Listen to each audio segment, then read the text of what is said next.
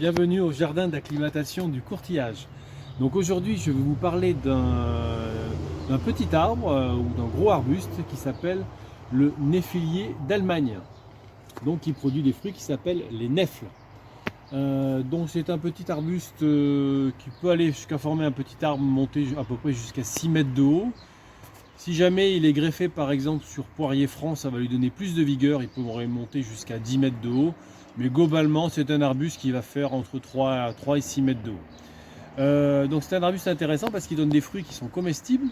Donc je vais vous parler de ces fruits, de comment les manger. Et si vous restez jusqu'à la fin de la vidéo, je vous donnerai des recettes pour pouvoir les consommer. Donc là, on est sur un arbuste qui est couvert de fruits, comme vous pouvez le voir, couvert de nèfles. Alors le néflier, c'est un arbuste qui produit ses fruits à l'automne, qui va produire ses fruits à partir du mois d'octobre. Et ce sont des fruits qui vont être consommés une fois blette. Alors blette, ça veut dire c'est un stade c'est un stade qui est avant la pourriture en fait. Hein.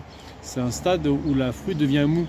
Ici par exemple, vous pouvez voir, vous avez une nèfle qui est de couleur claire, qui n'est pas blette, qui est dure, donc elle n'est pas consommable. Et là par contre, vous avez à côté un fruit qui a pris une couleur marron, qui est devenu mou et donc qui est consommable. Alors le néflier, avant que je vous parle qu'on déguste le fruit, je vais vous parler de sa façon d'être multiplié. Le néflier, il peut être multiplié sur 4 porte-greffes différents. Alors, soit vous pouvez avoir des nèfles qui sont semées à partir des graines et vous obtenez ce qu'on appelle un pied franc, de semis, ça s'appelle franc. Donc là, vous allez avoir, comme ce sujet ici qui n'a pas été greffé, vous allez avoir des petits fruits, des fruits de petite taille qui vont faire environ 3 cm de diamètre. Mais il existe également des variétés sélectionnées de fruits qui peuvent faire jusqu'à 6 cm de diamètre, donc beaucoup plus grosses. Donc là, on les obtient, par contre pas par semis, mais par greffage. Et on va pouvoir greffer le néflier sur lui-même obtenu de semis, ça s'appelle sur franc, donc sur un néflier franc. On va pouvoir le greffer sur poirier également, sur poirier franc. Donc là, il va être très vigoureux, c'est pour faire des arbres sur tige, des petits arbres sur tige qui vont pouvoir monter jusqu'à 10 mètres de haut. On peut le semer sur aubépine, c'est ce qu'on trouve le plus souvent en pépinière, puisque c'est un porte-greffe l'aubépine, qui est assez polyvalent, qui va pouvoir pousser sur sol sec, sur sol calcaire, sur sol siliceux, sur sol type par exemple classique, limoneux, voilà. Donc assez polyvalent le porte-greffe type aubépine. Et également on va pouvoir le greffer sur sorbier des oiseaux. Alors sorbier des oiseaux, il va être notamment adapté au sol siliceux et pauvre. Donc voilà les 4 porte-greffes qu'on peut rencontrer pour le néflier, sur franc, sur poirier, ça va donner des arbres de grande vigueur, sur sorbier des oiseaux ou sur aubépine. Voilà. Au niveau de la mise à fruit, quand il est greffé sur poirier, ça va être assez long, ça va être 5 ans pour la mise à fruit, et sur tous les autres porte-greffes, ça va être plutôt 3 ans. L'avantage d'un greffage sur poirier, c'est que ça fait des arbres qui vivent assez vieux, qui vivent une 50aine d'années. Sur les autres porte-greffes, ça va être plutôt 25-30 ans de durée de vie. Par contre, quand il est semé comme ça directement de franc, ça va être une durée de vie d'une centaine d'années jusqu'à 150 ans. Voilà, assez longue. Le néflier fait des fleurs au printemps. Il va faire des fleurs fin du printemps, ça arrive après tous les autres rosacées, ça arrive après les poiriers, ça arrive après les pommiers. C'est des fleurs qui sortent en général plutôt fin mai, début juin. Parmi les dernières fleurs à sortir, ça fait des grosses fleurs blanches qui ressemblent un peu à, si vous connaissez, à des fleurs comment ça s'appelle, à des fleurs de rosier, un peu de rosier sauvage, hein, d'églantier, à des fleurs d'églantier blanches avec 5 sépales, 5 pétales. Et d'ailleurs, on retrouve ici 5 sépales sur le fruit. Et à l'intérieur, on aura 5 loges avec 5 fruits et 5 graines à l'intérieur. Donc voilà pour ce qui est de l'arbuste. Il donne un bois qui est assez dur, qui était utilisé autrefois en tournerie, notamment pour faire les manches d'outils. C'est un bois à grains fins, très dense et très dur. Voilà. C'est un arbre qui est utilisé, un arbuste qui est utilisé pour faire dans les haies libres. Naturellement, il pousse en bordure de lisière de forêt, bordure de bois, bordure de champs. Très bien donc pour faire les haies libres. Ça peut être aussi intéressant de le monter sur tige éventuellement dans un verger, mais c'est un arbre qui va être assez pleureur et occuper pas mal d'espace. Il va falloir un certain volume pour le mettre en place, puisqu'il s'étale pas mal en vieillissant. Par rapport au néflier, donc ce que je vous propose, c'est que maintenant peut-être de passer directement à la dégustation de nèfles. Alors là, je vais vous montrer ce que donne d'abord une nèfle qui n'est pas mûre, par exemple celle-ci ici.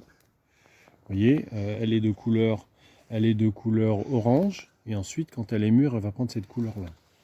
Donc je vais vous couper en deux une nèfle pour vous montrer comment c'est à l'intérieur. Voilà. Ah, elle avait quand même commencé à mûrir. Vous voyez, quand elle commence à mûrir, là, elle prend ce côté blette, qui est un stade de début de ramollissement des tissus. Donc quand elle est ce stade-là, en fait, elle n'est pas comestible.